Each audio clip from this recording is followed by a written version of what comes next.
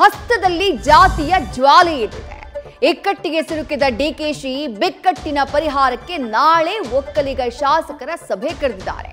ಇತ್ತ ಲಿಂಗಾಯತ ನಾಯಕರು ಕೋಟಿ ಆಟಕ್ಕಿಳಿದ್ರೆ ಬಿಜೆಪಿ ಮುಸ್ಲಿಮರ ಮೈನಾರಿಟಿ ಸ್ಟೇಟಸ್ಗೆ ಖ್ಯಾತೆ ತೆಗೆದಿದೆ. ಆದ್ರೆ ಸಿದ್ದು ಮಾತ್ರ 17ರವರೆಗೆ ಮೌನ ವ್ರತ ಸಾರಿದ್ದಾರೆ.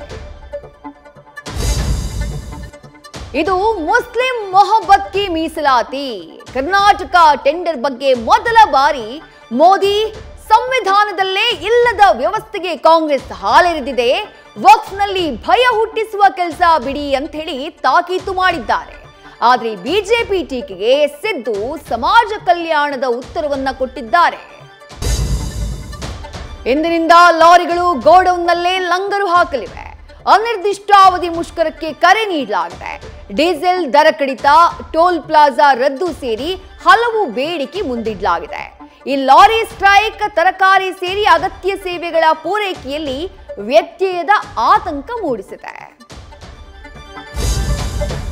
ಅಭಿನಯ ಚತುರ, ಹಾಸ್ಯದ ರಸದೌತಣ, 4 ದಶಕಗಳ ಕಾಲ ಕನ್ನಡಿಗರ ಕಂಗಳನ್ನ ಹಾಸ್ಯದ ಹೊನಲಲ್ಲಿ ತೇಲಿಸಿದ ಬ್ಯಾಂಕ್ ಜನಾರ್ದನ್ ಈಗ ನೆನಪು ಮಾತ್ರ. ಅನಾರೋಗ್ಯದಿಂದ ಬಳಲ್ತಾ ಇದ್ದ ನಟ ಚಿಕಿತ್ಸೆ ಫಲಿಸದೆ ವಿಧಿವಶರಾಗಿದ್ದಾರೆ. ಉಪೇಂದ್ರ, ಧ್ರುವ ಸರ್ಜಾ, ಸಾಧು ಕೋಕಿಲ ಸೇರಿ ಚಂದನವನ ಕಂಬನಿ ಮಿಡಿದಿದೆ. ನ್ಯೂಸ್ ಫಸ್ಟ್ ನಿರ್ಭೀತಿಯಿಂದ ನಿಮ್ಮ ಪರವಾಗಿ.